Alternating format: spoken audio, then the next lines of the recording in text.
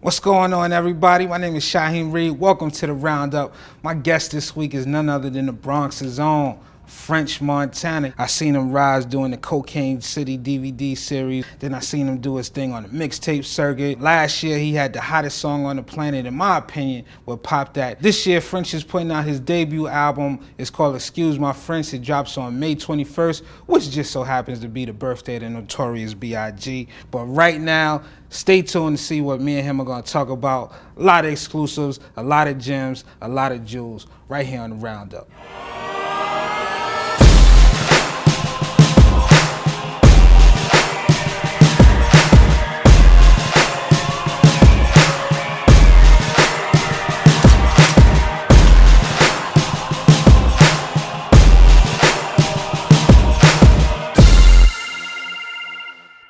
So we finally here, man. Shaheem Reid, the Roundup, French Montana. Reid. I remember seeing somewhere like in '96, a few years before you came up to the Bronx, you heard All Eyes on Me.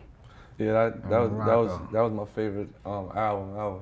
Oh, so instantaneous when you heard All Eyes on Me. I used to like old school hip hop, but I was never a fan of it. Like KRS-One's, MC Sham, and Who Crushed Brothers, and all that Melly Mel and all that. I was never a fan of that. I didn't want to wake up looking like some of them. I started falling in love when it was somebody like the big hop out with the cool U sweaters, and just the way they had in New York, and they was young doing it. I'm like, man, that's what I want to be.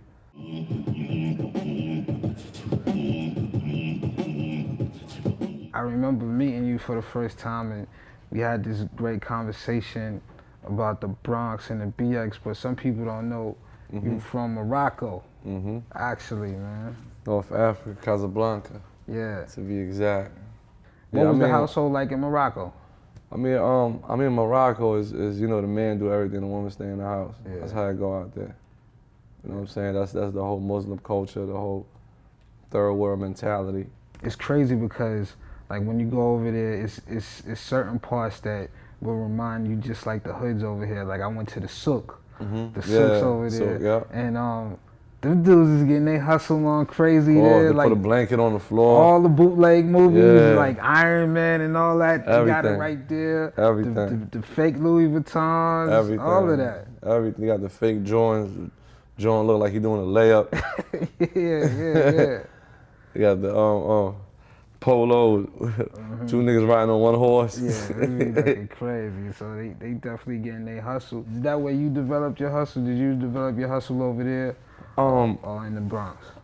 I mean, I did develop my hustle from having, my back to the wall and just having to get it. My father left when I was young, so it really made me the man of the house. That's how my hustle came. Who was in the house with you when you moved over here? My mother. Okay. Yeah, me and my mother, my father. And when he left, she was working, and I was still trying to get, my thing together. Was it a culture shock for you when you came over here? Of course, definitely. You could do the impossible here. That ain't gonna happen over there. Right. The opportunity is not the same. How did the kids treat you in school, man? Was you the fly kid? Was you the outcast? What was friendship like in school? Nah, I was just chilling. As far as school, man, I mean, I loved it, man, but it kind of really hurt my heart when, you're about to graduate and told you can't go to college because you're not a citizen, you know what I'm saying, of the States. That right there, I was like, you know what? I'm gonna go to my own college. I'm gonna take these 4 years I'm supposed to be there, and I'm gonna do this other thing. And when I graduate from that, I'm gonna be making this money. The BX, at that point in time, Fat Joe from the BX is on fire.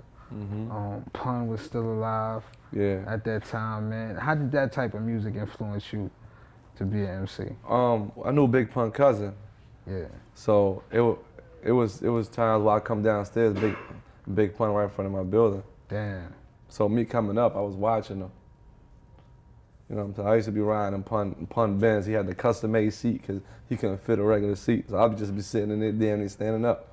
You know what I'm saying? So I remember all that. I remember the day he died. Wow. I woke up to his cousin's crib and his cousin was crying. It was a disaster. Yeah. So I was around that. All that was history for me.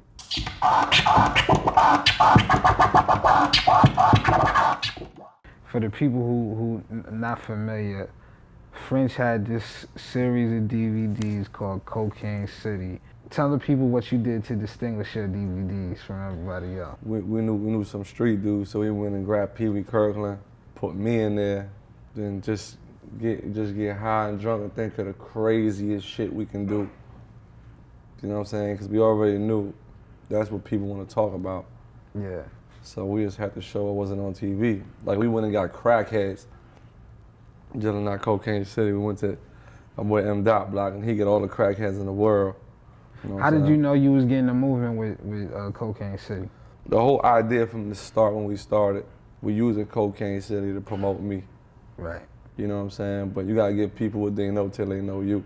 So by the time it got to volume 6, 5, it was people was already all right. Now we watching French Montana. Right. One of the things that I liked about it, how you flipped it, was that even though you were promoting yourself, you had other artists on there, and you would kind of feature yourself in between. Exactly. Do songs with them. Yeah, it wasn't so obvious. Yeah, do songs with them. Like we never like forced ourselves on people. Yeah. And we had artists, then built enough respect for artists to start doing tracks with me, shoot videos to it, put them on a DVD. By the time we got to a certain level, it was just like, I was like, damn, we would sit back like, that was a genius-ass idea. I mean, because everybody around that time is when K. Slay had Pat Pools, Uncle Murder was with Green Line, DJ Envy had News, Red Cafe. Like the thing was, every DJ got an artist. Right. But you was there with your crew. I was just there, like, and they would not play your record. Right. Because they want to blow their artist. So it was just like, damn, you know what I'm saying? So that was the thing.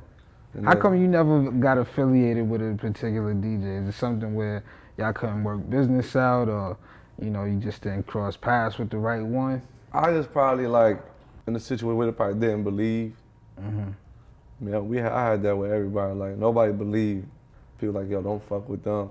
Oh, this and that. The hate was all over, cause especially with the Cocaine City, all that.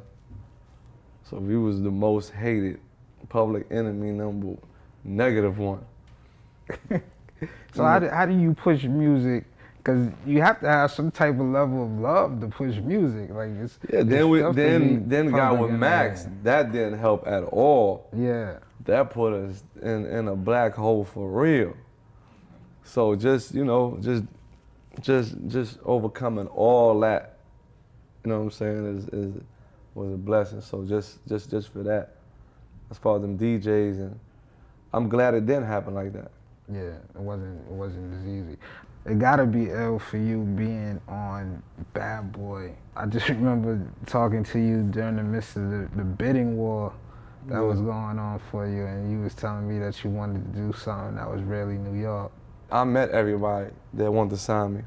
Some of them probably won't even do a song with me now because the way I curved them. You know what I'm saying? Or help me out in no kind of way because of the choices I made. But when I sat down with Puff, it was just somebody that really don't care about rap. You know what I'm saying? He's not somebody I'm in competition with. Right. Cause I'm be high wherever I go. I'll go wherever.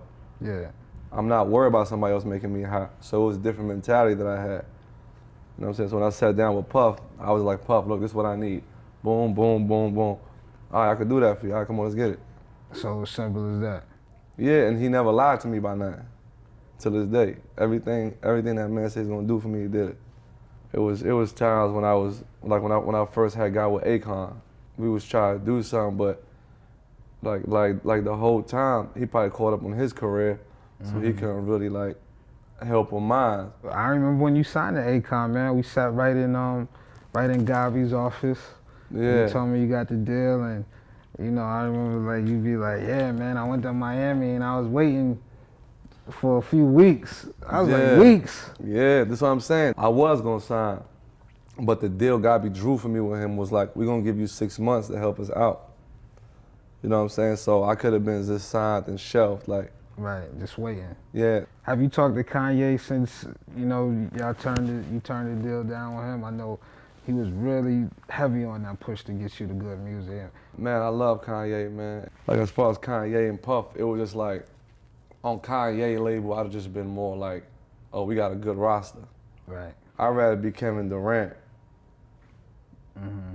You know what I'm saying?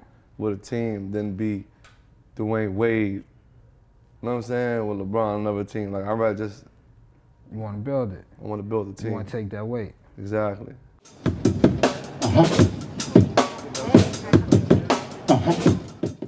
So, excuse my French, it comes out on Biggie's birthday. Biggie's birthday and Max B's birthday. That's crazy. And he's on the intro to the album. Yeah, he on the intro and he on the another song called Hey My Guy. How many songs y'all got together, man? That's probably the last song me and him got together. That's the last one? That's why I saved it. Wow. On the album though, you do talk a little bit about being paranoid, man. Paranoia. Yeah. You go through that stage sometimes when you're paranoid. And whether you beefing or whatever you doing or you paranoid, you just worry about lawyers and you try to get you and try to rob you. That was the whole concept of that song. How do you escape that? How do you kind of put the paranoia to the back burner? Ain't no way you can put paranoia to the back burner. They say a person with no fear is considered dead. Yeah. So you're supposed to have some kind of fear. Supposed to be scared of something. If you ain't scared of nothing, you're gonna die. Fast. Yeah. You got a real hardcore record on there, man, with Movado. I got my gun on me. Snoop Dogg. Movado, Snoop Dogg, Scarface, Khaled, Ace Hood. Now, Snoop just rapped about No Guns Allowed. Now he's on this one. How the hell did you get him to jump on this song? Actually, we had another song, me and him, was Khalifa and Lana Del Rey. That one didn't make the album. Yeah. But you know, Half Pierre made that phone call like, look, this one ain't making it, but we need you on that album. We just went and kicked it with him, man. He one of the coolest cats you could ever kick it with. Nah, but I like the way you've been bringing like that 90s feel back from the Royal Flush with the Coke Boys to Luke and Pop Dad and now a Little Vicious with this one. You definitely letting the people know that the era you come up in. Exactly. I mean, I just feel like as far as hip hop, everybody try to get creative. There's nothing you could do that somebody haven't done before. Yeah. Doesn't matter how creative you get, unless you just get butt naked and make an album outside in the street. That's why I don't be trying to like get too complicated with it. I just, whatever I like, I just, you know what I'm saying, do it. And that's our own niche. You know what I'm saying? But working with Harry Fraud is when I really got that from. He's an ill producer and I was like, you know what? Let's start doing these joints. That's what Puff was doing. From Juicy to all of those. You know what I'm saying? Like, let's not act like that's not what Kanye doing, but they just doing it different. Sampling old school jams. I'm just doing it with the rap. So when Pop That came out, blew up crazy. Was it a little bit of vindication when it came out and like, boom, major explosion? Yeah, no, I just feel like that's the things that I needed. Yeah. Like, we always had songs prior to that. Like, we had Shot Caller, like, I feel like if all those had the push that Pop That had, it would have definitely, you know what I'm saying? Yeah. So that's the things that I needed from somebody like Puff. But Pop That, as soon as we dropped it with the right push, it went platinum. It was #1. I'm not MTV to say it was #2. No, it was #1. You know what I'm saying? And you know, it just went where it needed to go with the right push. Some people said you was cheating on Pop That, man. You know, you had Wayne, Drake, Ross. You know, I just played it. You know, I didn't even know Wayne was on it. I didn't even know Drake was on it. I played it for Ross. Ross was trying to take it from me. Like, all those verses came in the day before I was gonna put it out. None of them was on the record. That's like crazy. It wasn't planned for them to be on the record. If anybody that's around me will tell you, I will go play music for people, whatever they want. I'm like the most kind person you could be with in the studio, because if you like something, I'm gonna give it to you. So that's how it was with Ross. I played it for him. He hit me like, yo, what you doing with that beat? I said, whoa, slow down on this one. This is mine. I took it from Chinks. Chinks had it. Oh, man. So I'm like, yo, Chinks, what you doing with that beat? He was like, yo, let's make it happen. So I took it. So I already had my verses done to it. See, those kind of people like Ross, Wayne, and Drake, they not stupid. They know what songs to get on. Right. They know music. You know what I'm saying? They done made so many his they self, so they know which one gonna hit. Wayne hit me the day before the song came out, like, yo, I got a verse. So I'm like, I already got Ross and Drake on it. Yeah. You can never tell Wayne no. How you gonna turn down Tunechi? Never. Then when you really need Tunechi, it was like, nah, I'm good, fam. Yeah. he gonna curve you legendary. You know what I'm saying? So that's how it went down, and it came out for the best, man. The Freaks video, man. Salute to Nicki Minaj's stylist. What the hell did you think when you got on the set and you seen her with the jacket? Man, I mean, I didn't know what was gonna happen. She know what she doing. She a smart girl. Yeah. She know what her fans want. When did you start the Coke Boys? Me and Max always had the Coke wave. He always had his Gangrene thing going on. Yeah. So he had the Gangrene, I had the Coke Boys. Chinks had came around me and Max. Then it's basically just, if like it'd have been the same if he wasn't no Coke Boy now, because it's all family. What did you see in Chinks, man, that made you put him to be like the next in line after you? I mean, he put himself next in line. I feel like I ain't got nothing to do with it. I tell him all the time, I ain't got time to explain to him. Learn whatever you see. That's how I be around Ross and Puff and them. I don't even ask. Yeah. Something happened, I be like, this is why this happened. This is what he did. This and that. Sometimes people don't want to, you know what I'm saying? We gotta learn. He's just like me, just like that. Like, things happen, I look at me and be like, all right.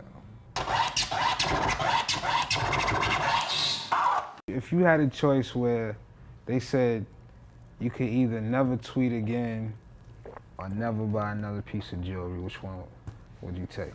I'll never tweet again. Never tweet again. Ain't that serious. I tweet to promote. Hell nah, I need my jewelry. You like the shines. Yeah. You on Bad Boy Records. I'm gonna give you a very hard question right now. Ready to die or life after death? Oh, life after death. That's not even a hard question. Okay, nah, it's a debate, man. It's a debate. Yeah, I mean, you talking about a double album. Yeah. Or one album. That's just, and Big, when he made Life After Death was when he was going through all that stress. So he gave it to you on Life After Death. What song on All Eyes on Me, what song did you relate to the most? Ambition of a Rider. Where'd you buy it from? Where'd you buy All Eyes Out there, on Me? on cassette. At the Sook? They didn't have it at the Sook. Damn, Tupac was sold out at the Sook? That's crazy. Nah, it was out there. That's how powerful it was. Yeah. The name of the album is called Excuse My French. Yep. What is your least favorite curse word? I think I treat all of them the same. I don't got no lead. Yeah, I treat all of them the same. You love them all? Yeah, I love them all. What's the craziest thing you seen a girl do while Pop That was on? Either playing it or performing it? Probably just bust it open, just take everything off. Everything. Butt ass naked. In the middle of the club, arena. Yeah, looking like Adam and Eve. For real. If you had the opportunity to go to college, is there something in particular that you wanted to study? Just math. Just math. Well, you studying that right now. Just math. Very well. French, man, I done sat here and watched you for the past 10 years, from the DVDs, the mixtapes, man. Biggest single in the world. And now it's album time. Album time. I definitely salute you, my brother. I'm so happy for you. Thank you.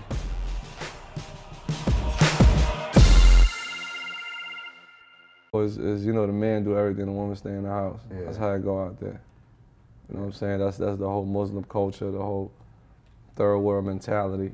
It's crazy because, like, when you go over there, it's certain parts that will remind you just like the hoods over here. Like, I went to the Souk, the Souks over there, Souk, yeah. And them dudes is getting their hustle on crazy there. They like, put a blanket on the floor. All the bootleg movies, like Iron Man and all that. Everything. You got it right there. Everything. The fake Louis Vuittons. Everything. All of that. Everything. You got the fake Jordans. Jordan look like he doing a layup. yeah. You got the Polo, two niggas riding on MC Sham, and Who Crushed Brothers, and all that Melly Mel and all that. I was never a fan of that. I didn't want to wake up looking like some of them. I started falling in love when it was somebody like big, high power with the cool G sweaters, and just the way they had in New York, and they was young doing it. I'm like, man, that's what I want to be.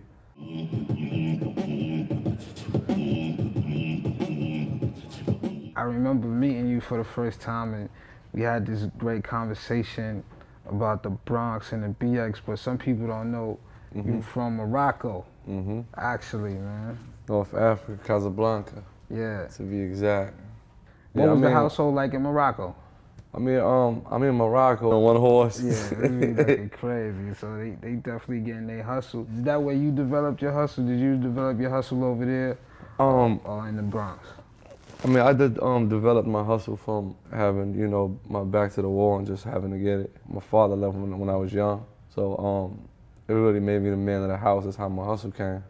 Who was in the house with you when you moved over here? My mother. Okay. Yeah, me and my mother, my father. And when he left, she was working, and I was still trying to get, my thing together. Was it a culture shock for you when you came over here? Of course, definitely. You could do the impossible here. That ain't gonna happen over there. Right. The opportunity is not the same. What's going on, everybody? My name is Shaheem Reid. Welcome to the Roundup. My guest this week is none other than the Bronx's own French Montana. I seen him rise doing the Cocaine City DVD series. Then I seen him do his thing on the mixtape circuit. Last year, he had the hottest song on the planet, in my opinion, with Pop That. This year, French is putting out his debut album. It's called Excuse My French. It drops on May 21st, which just so happens to be the birthday of the Notorious B.I.G. But right now, stay tuned to see what me and him are going to talk about. A lot of exclusives, a lot of gems, a lot of jewels, right here on the Roundup.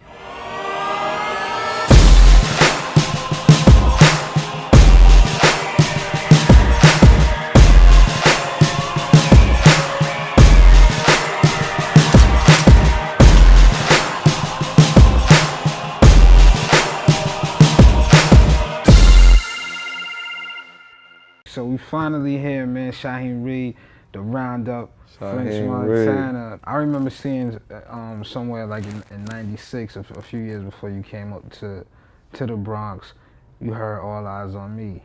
Yeah, that was my favorite album ever. Oh, so instantaneous when you heard All Eyes on Me. I used to like old school hip hop, but I was never a fan of it. Like KRS-One.